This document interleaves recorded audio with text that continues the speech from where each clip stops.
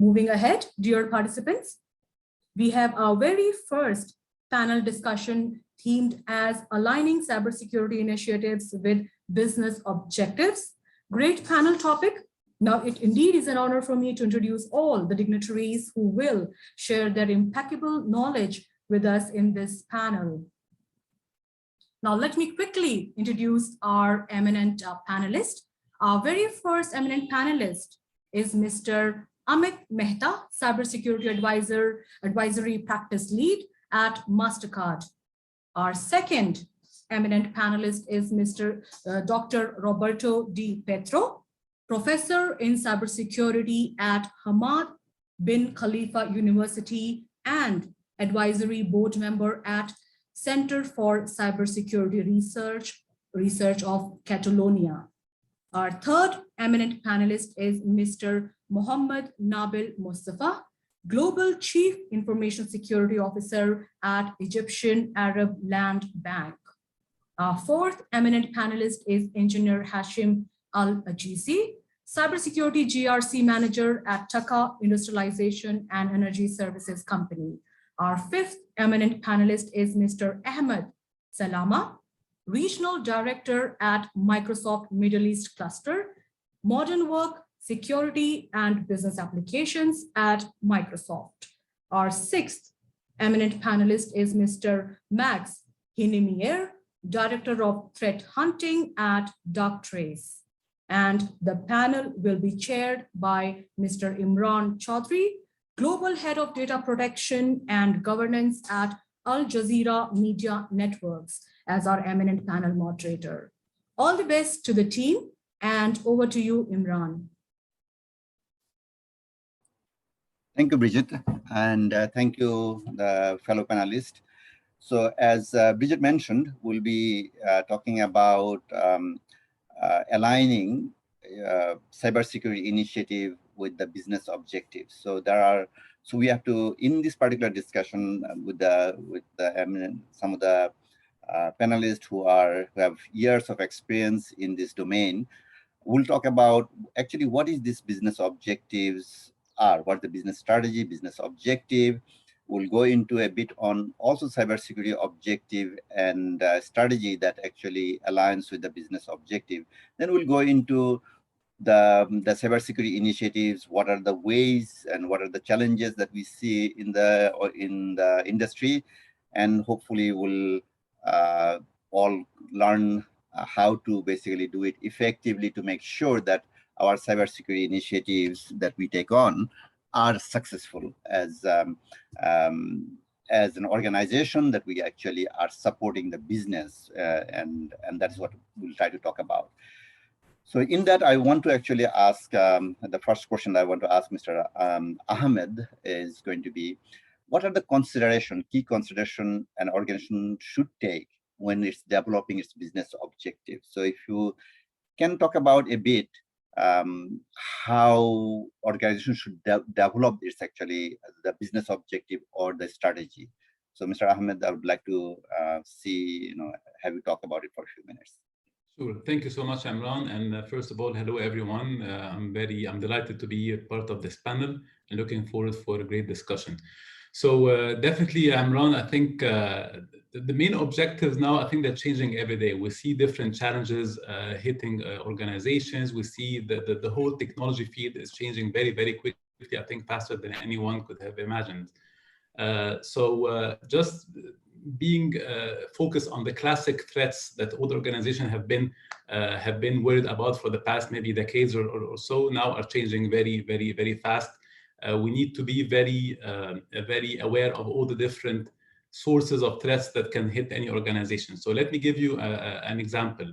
So if we think of a plant, let's say a water plant, a big factory, now with the rise of 5G technology, we see a lot of IoT devices everywhere, smart devices all over the place, which are definitely adding a lot of value to the businesses, to the industries, making the organizations more competitive. So great value, definitely, but great value comes at a cost, obviously. So having all these nice IoT devices, smart devices connected to a 5G network, very fast connections, So also a threat can be very fast, can attack any organization. So unless we are very aware of all the different types of threats, all the different risks that any organization will take through as a cost for this technology, again, those organizations can be at a very high risk. So again, an example.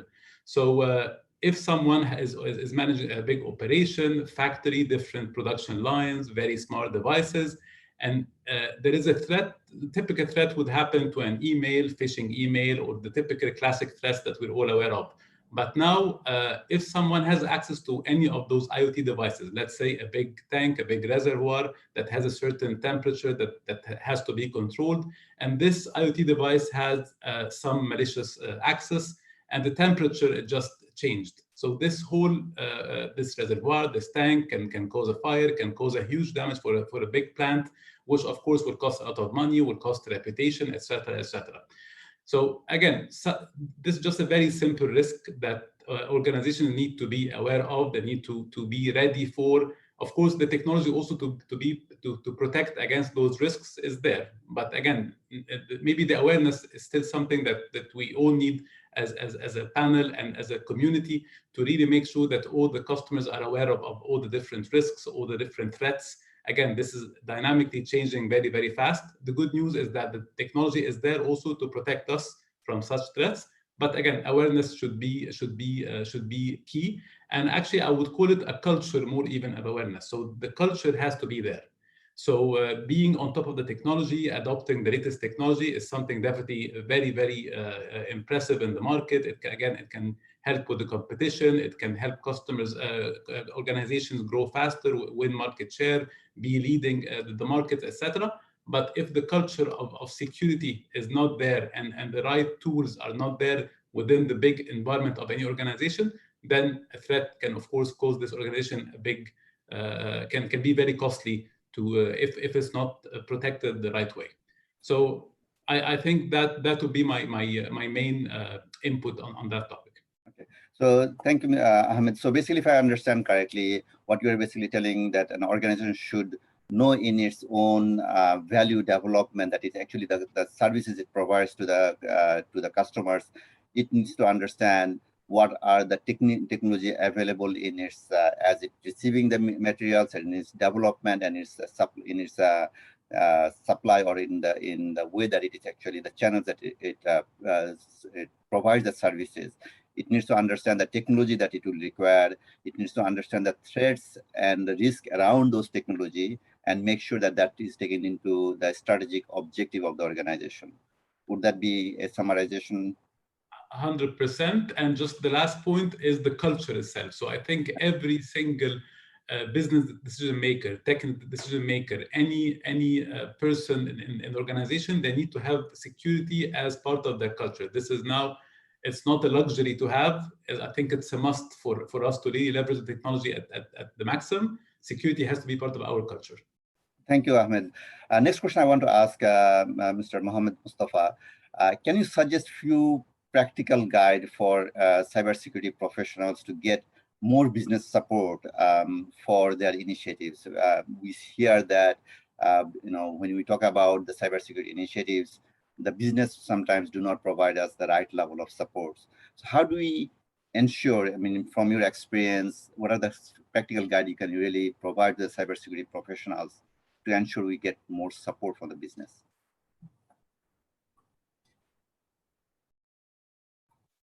Mr. Mohamed, I think you are on mute. If you...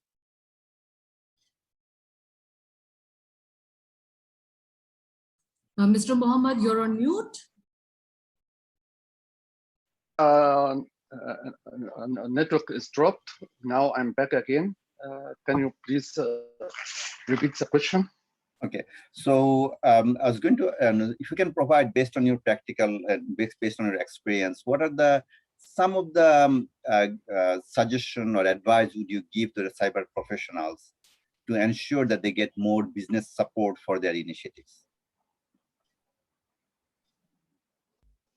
First of thing, we must stop talking as technical or security. Business doesn't understand business. So to get their support, I guess we are facing we some must issues with get the Mr. buyout.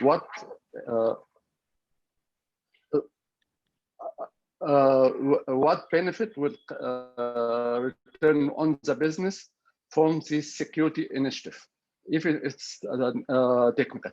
We must also inform them in our initiative, because we must stop proposing it as security or IT security.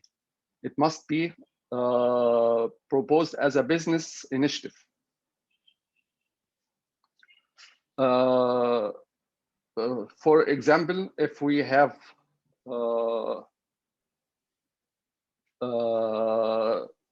I go for simple example like SOC alerts. We must build use cases built on business needs. For other projects like data classification, or it must be proposed as a business project, not information security project. The business must feel that the security is a part of the business, not just IT security issue or technical issue. And what benefit need to be returned from this every initiative to them. So, and for CISO must think as a business leader, not as technical or security leader. Thank you, Mohamed. I mean, that was actually very insightful. So you're basically saying that cyber organization should consider themselves as part of the organization, as a business, as an extension of the business, not as a separate from the business.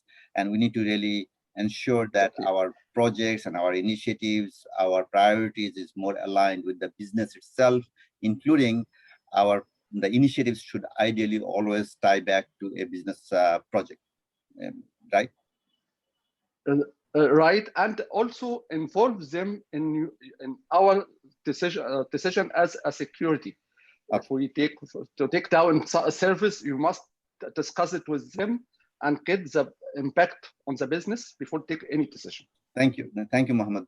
Next question I want to ask Amit is for Mr. Amit is who from the business should be involved in developing the cybersecurity objectives, and also if you can mention maybe a connection back to the business objective to cybersecurity objectives also within that would be really good. So Mr. Amit. Thank you. Thanks for the question. So I'll address it in two ways. One is obviously what you asked, who from the business should be involved. But I think I would also like to talk a little bit about how should we go about marrying these two objectives, both security to the business. In my mind, I think there are three things to this. First is understanding your business. Second is understanding your threat landscape. And the third piece is how do you correlate the two? So in terms of understanding your business, going back to your question, the CISO, obviously, he should understand the overall business objectives. And it's important to do that. He or she works with each line of the business to understand their priorities. This will ensure that you have both the top-down and bottom-up view of what the business is trying to achieve. It's very important that you just don't talk to the higher management. It's important that you also talk to the line of business leaders, because sometimes these two things may not marry. So it's important that you understand both perspectives. And also equally important that you speak with the relevant stakeholders to understand things like new market entry. Is the business going to enter new geographies? Is there a potential merger and acquisition type of opportunity that the business is exploring? Are they thinking about getting into new digital channels, online banking, mobile wallets, things like that? And also, sometimes we don't address this, but it's important to understand if there is any critical partnership or a third-party dependency that's going to be introduced in the business. So by doing all these things that I just explained, you can get a good sense of where the business is heading. And that's about understanding your business. The second piece is understand your threat landscape, right? So it's important that you understand your threat landscape based on what is your industry type, what is your where are you operating, in which geographies you're operating, and what is the size of the business. So it's important to do that because a threat profile of, let's say, a bank in Qatar will be very different from a threat profile of a hospital or industrial sort of an organization. So it's very important that you understand that, not just in your primary location, but all the geographies that you operate in. And this is what's going to help you determine your cybersecurity posture, because to mitigate that particular threat, you need a certain posture. So that's the second piece.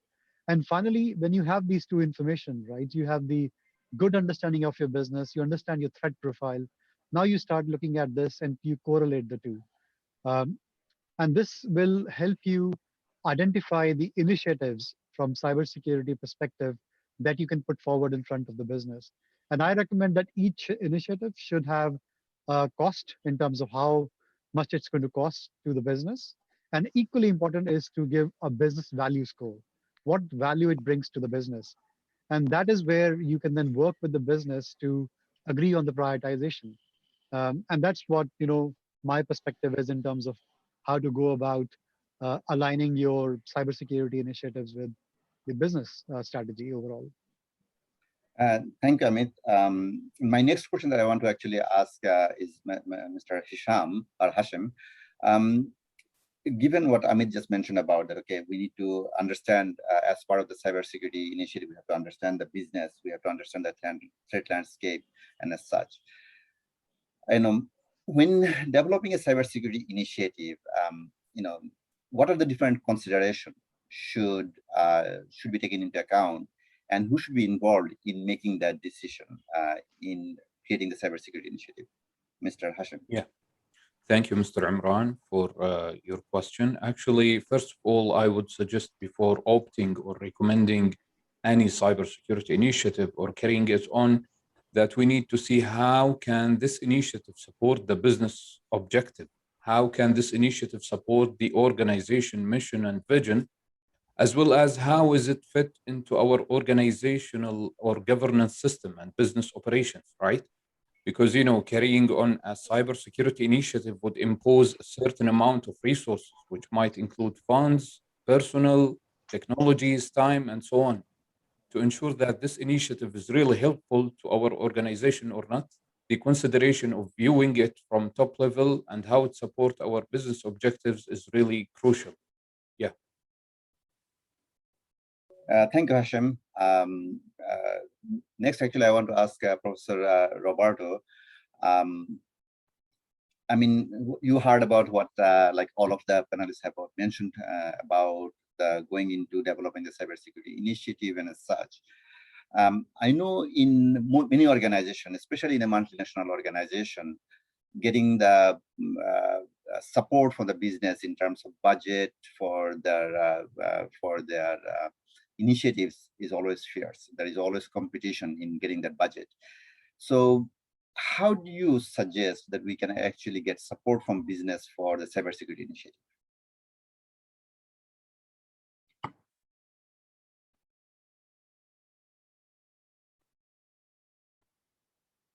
Professor Roberto?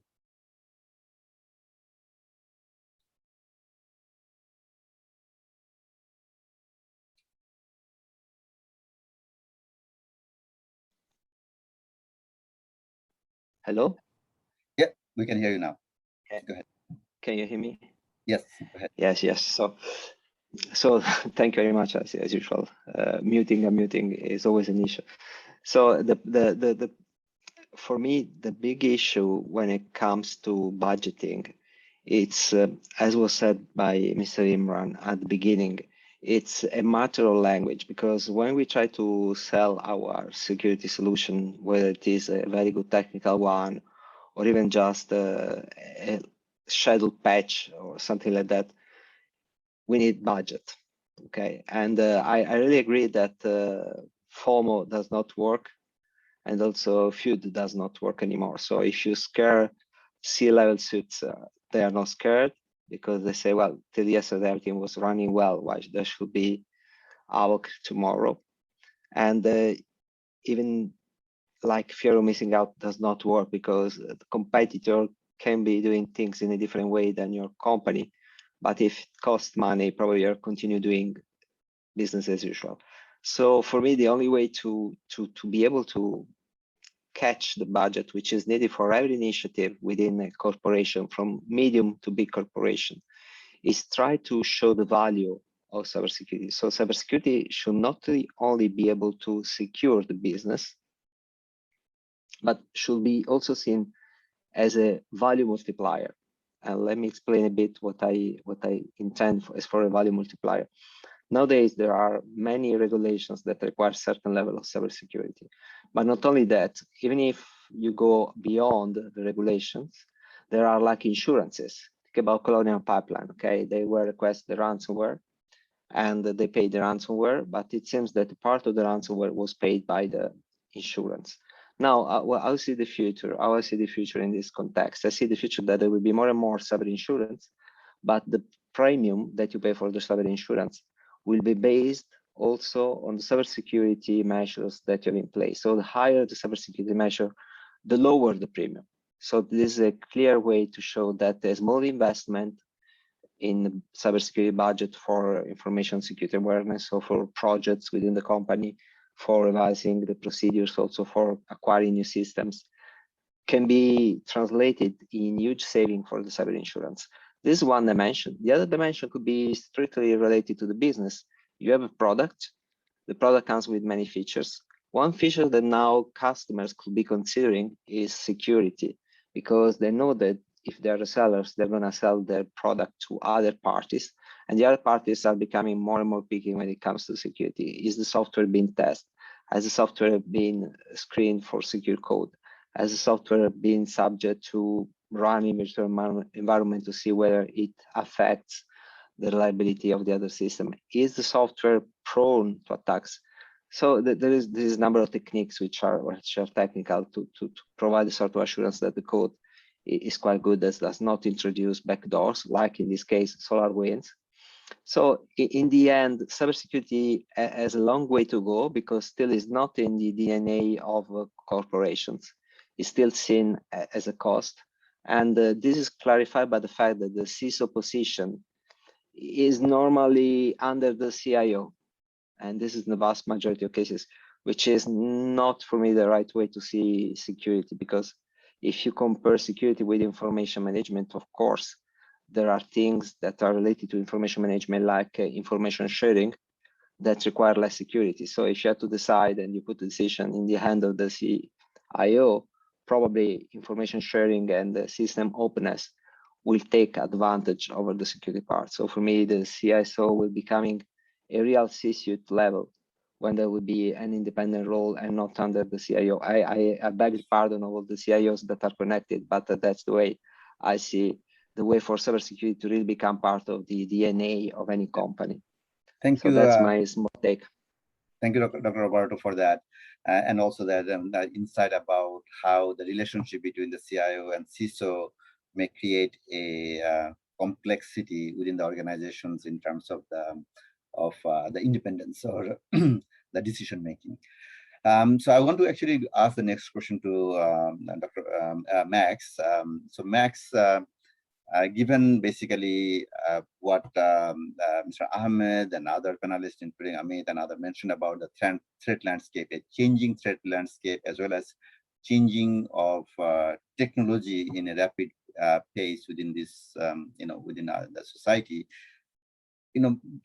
and sometimes many of these projects, initiatives are longer term initiatives, that we take actually a long time. Given that complexity, in the rapid changes in the business environment, both regulatory, technology, as well as threat landscape, what would you suggest? How do you suggest organization, cyber organization manages its in-flight cyber initiative? So cyber initiative has been in progress and things changed.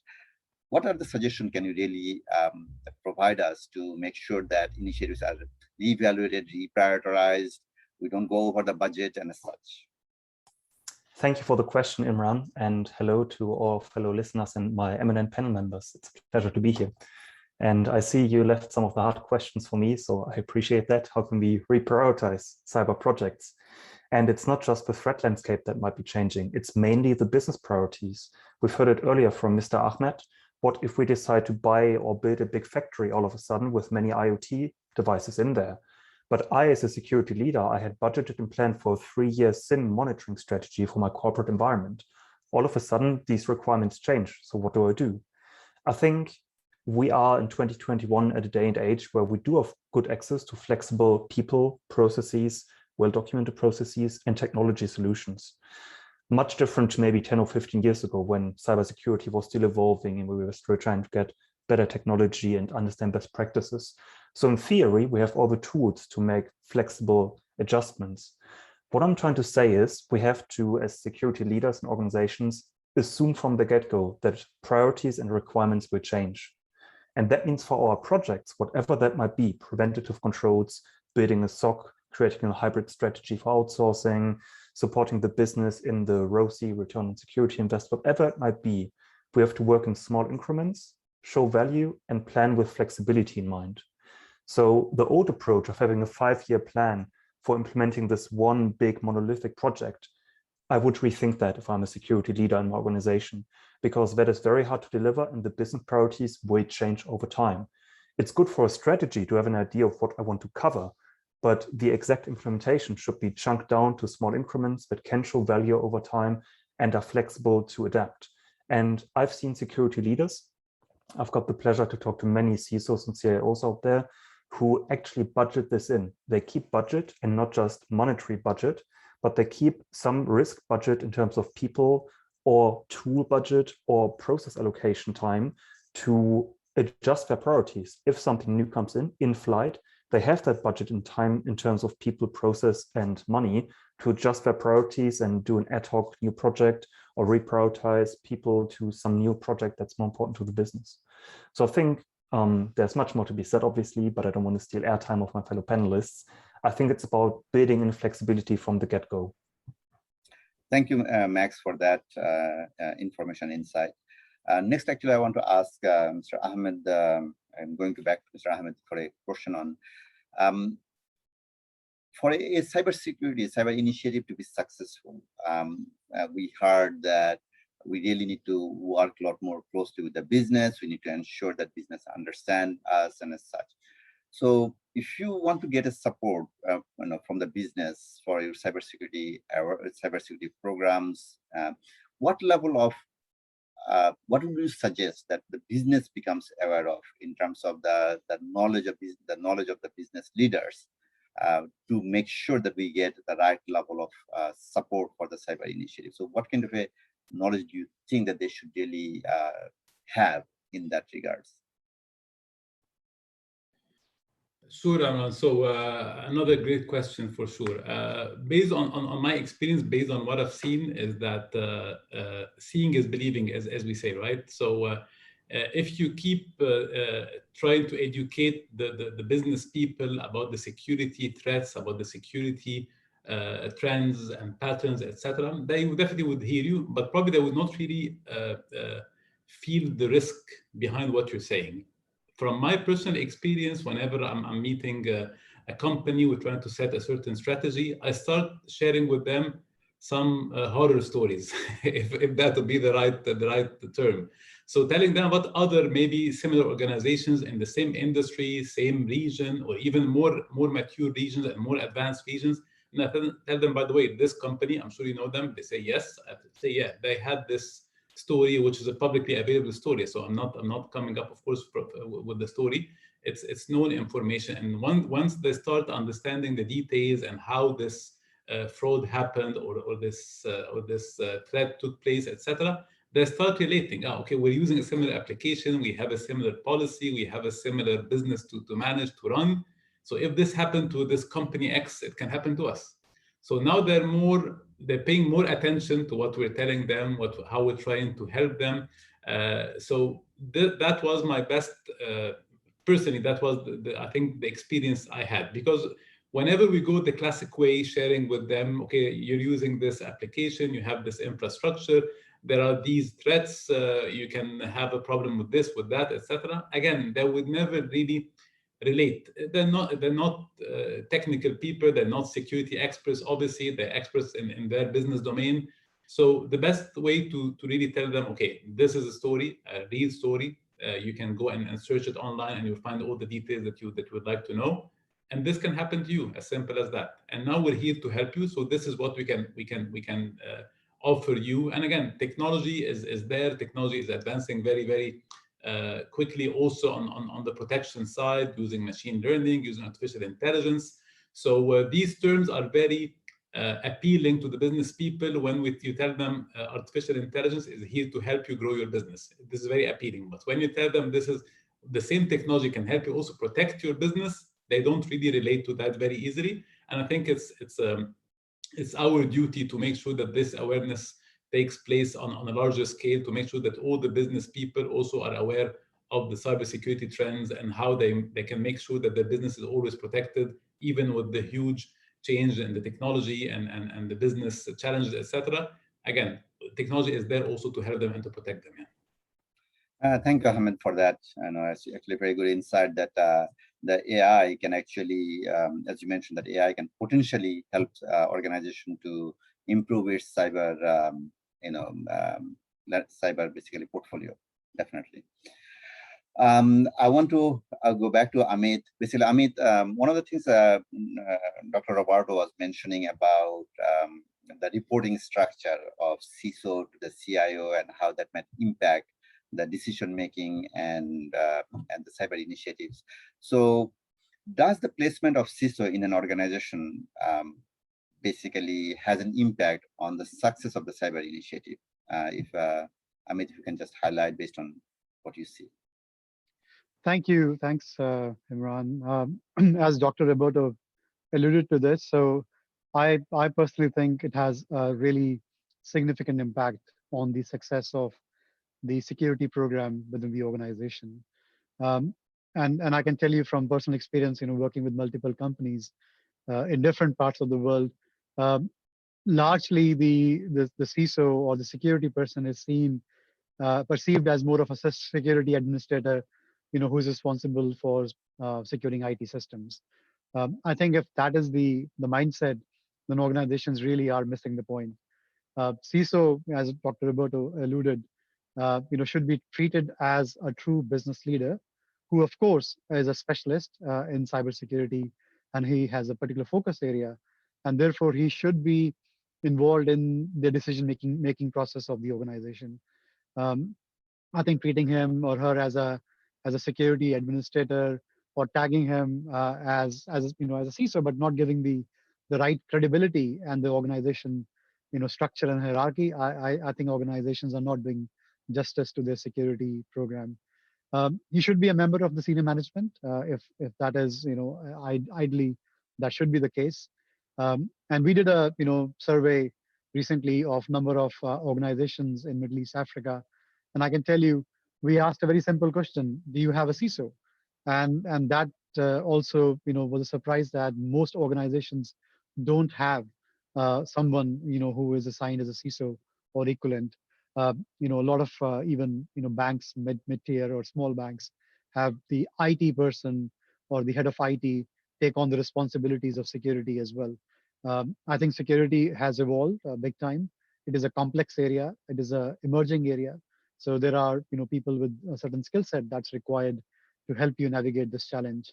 So that would be my thought. Thank you, Amit. Actually, what you mentioned, it is true. In the security side of it, there are three areas of the security. So you have a cyber security, you have information security, and there's a IT security. Regardless of what job titles, and I know that there is misuse of many job titles. So like if you have CISO, there might be a job title, but they're actually performing IT security kind of a work, not really a cyber security or information security. So in that context, I think this understanding what is the role or what is the description of what they're supposed to do in IT security versus information security versus cyber security, there's a huge gap even in most organizations. So I do agree that if that understanding is clearly defined, then cybersecurity professionals should be in the position of higher management, whereas IT security is more IT systems, which is where I think a lot of gaps happens in terms of understanding the security, which is IT security versus the cybersecurity. Would you agree on that? Yeah, I think we can. So for me personally, I think IT security, information security, cybersecurity, all these three, I don't see them as separate domains. I think that's all part of security. You know, organizations 25 years ago were more around IT security, securing the systems. But now, you know, our perimeter is not defined. It's, you know, information and we are connected, digital channels, it's cyber. So it's, at the end of the day, it's all about security. And in some organizations, you have people security element as well under the chief security officer. So yeah, I think we need to think about security. You know, how do you protect the organization? How do you enable the organization in a secure way? And I think one more point I would like to mention, Mr. Mohamed mentioned earlier, I think it's also probably something that the CISOs can do to get some outside help to educate the boards on the emerging topics, right? In terms of best practices globally. And I think certain boards should, and I've seen that in the past, have a dedicated slot from time to time for somebody to come in from outside to talk about what is happening in cybersecurity and what should organizations be doing. I think having that kind of board educational sort of learning program on this is also important, and it will work in the favor of the CISO. Thank you, Amit. The next basically I want to ask Hashem, what advice would you give the cyber professional to ensure right prioritization for the initiative, for the critical, such that critical initiatives are not left behind? So how do they really prioritize that? What would you give that? Thank you, Mr. Imran. Actually, I have three major advices and recommendations. Firstly, I would suggest to look into the risk posture of your organization. Look into your high cybersecurity risks. What are the risks that happens frequently and have a catastrophic or high impact to your business or organization and can impose business disruption? Also, this can be achieved by having a proposed cybersecurity risk register. Secondly, I would suggest to have a look into the dashboard of your compliance against national or international regulations or standards. This might be helpful, especially if you have multiple mandates and multiple standards that your organization needs to be complied with.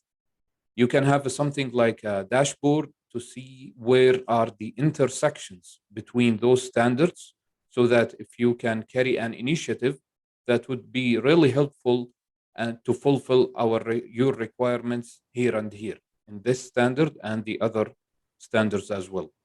Thirdly, I would suggest carrying on a threat modeling exercise might be helpful in prioritization and before doing any cybersecurity initiative.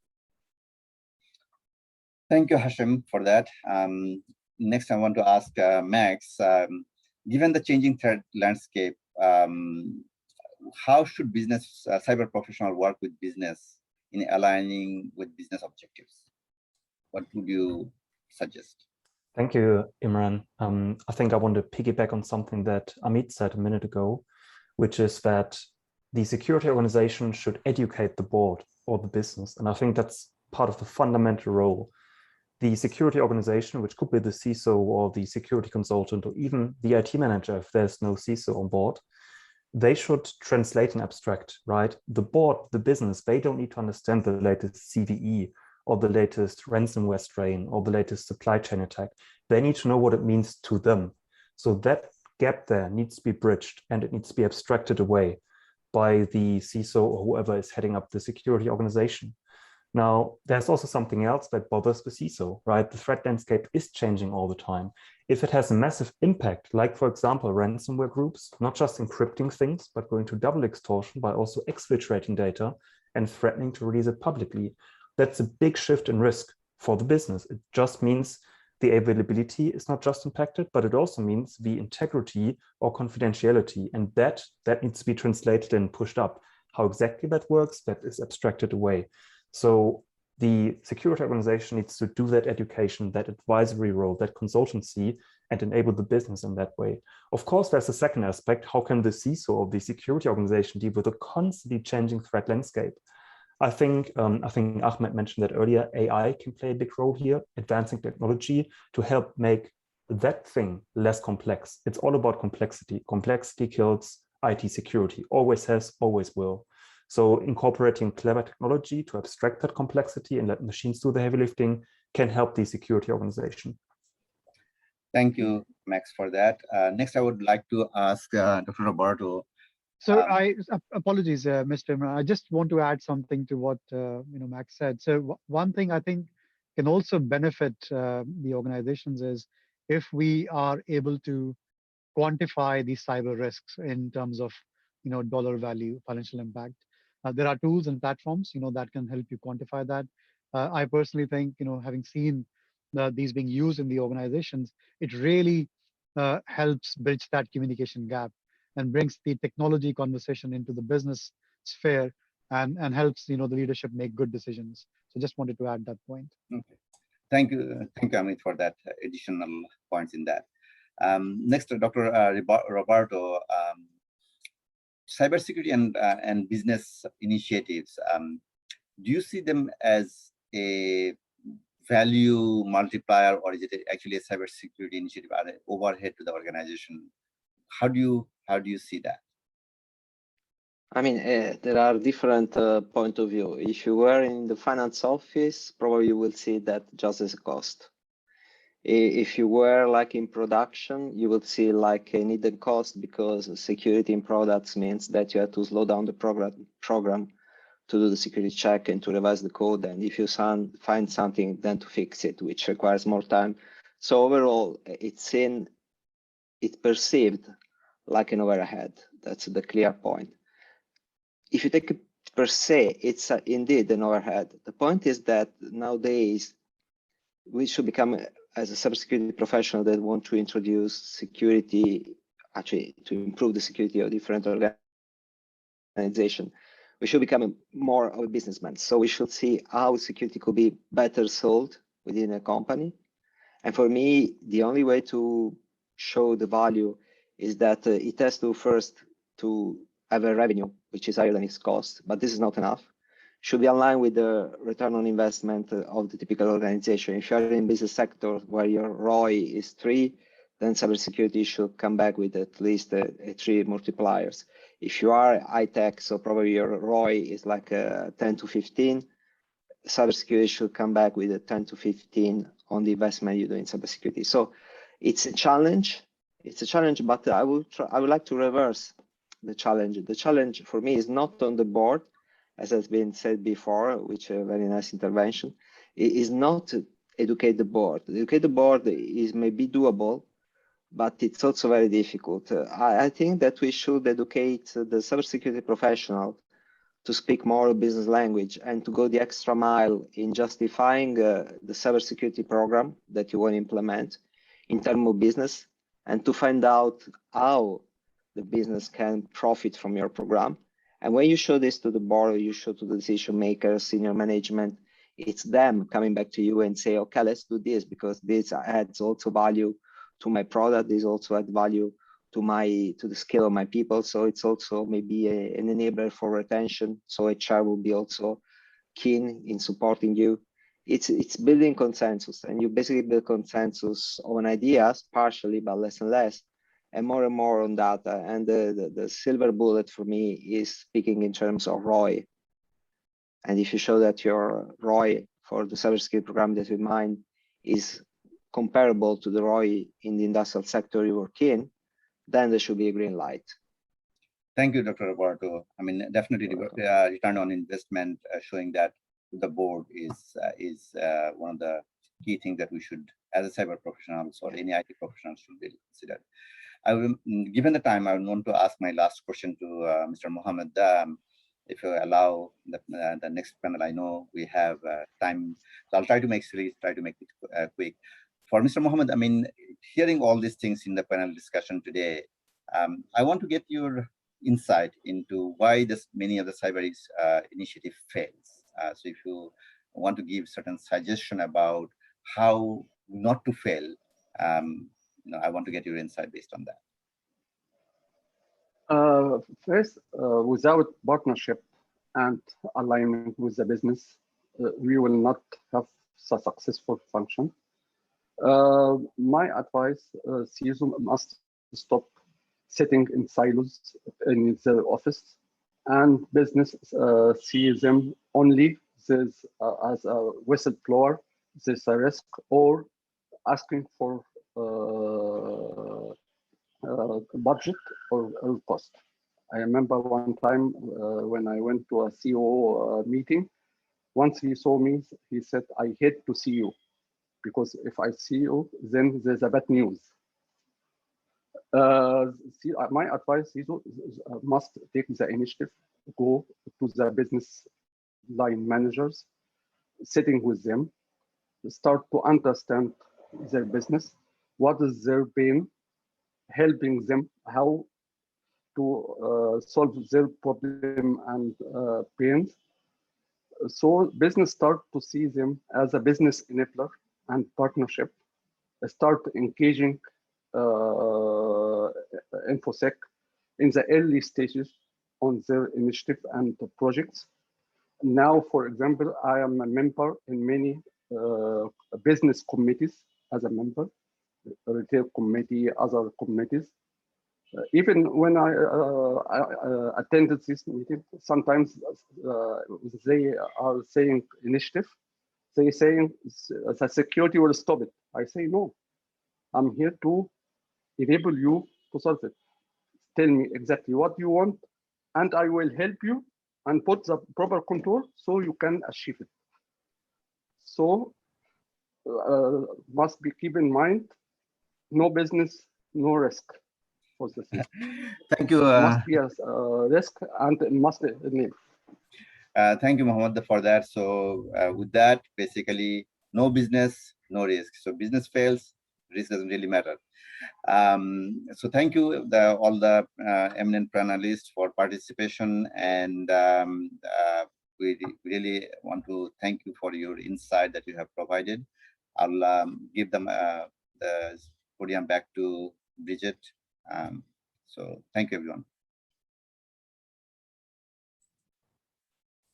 Thank you very much to Imran for wonderfully leading the entire panel discussion. And I hope all our eminent participants would have captured some key takeaways. I would like to take this opportunity to thank each and every eminent panelist of this particular panel who took time out, Amit, Roberto, Mohamed, Hashem, Ahmed, Max, and of course you, our eminent panel moderator Imran, for giving us your precious time. I wish you all the very best and enjoy the rest of the day. Thank you. The same to you. Thank you. Stay safe. Thank you, everyone. Thank you. Talk to you soon. Bye. Thank you all. Thank you. Thank you all. Bye.